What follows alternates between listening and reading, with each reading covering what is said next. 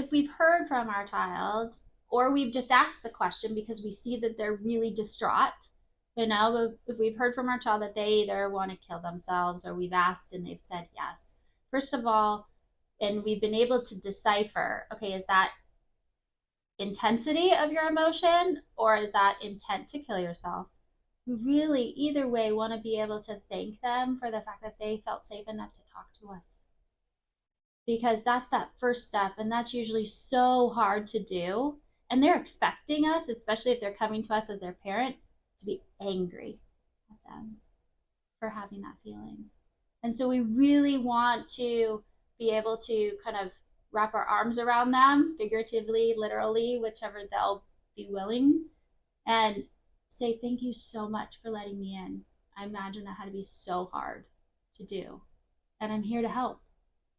And this is the point when you have to kind of check in with yourself as a parent to say, okay, where am I at? Because this is going to stir up a lot of emotions as a parent, right? We just want to jump in and save at that point. Or we may be so scared that we come off angry to them, you know?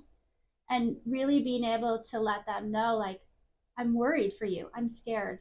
I love you. I don't want you to do anything.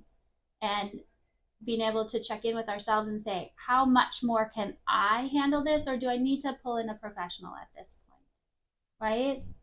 And if we need to pull in a professional, we can do that. We can call 911 and they will send out officers to help us assess. We can take them to the local emergency room and they will help us assess.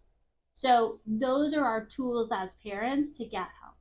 Now, if we feel comfortable assessing to the next level, then we can do that by asking, have you ever thought of a plan? And this is important. And a lot of times, if they have thought of a plan, they might have a hard time talking to you about it because they might not want to give up their plan to you, right?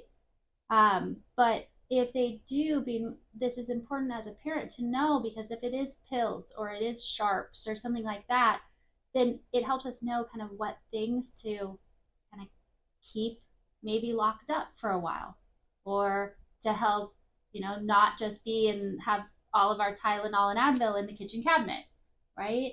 Those are things we, then can help our child keep themselves safe by kind of staying out of that impulsive reach place.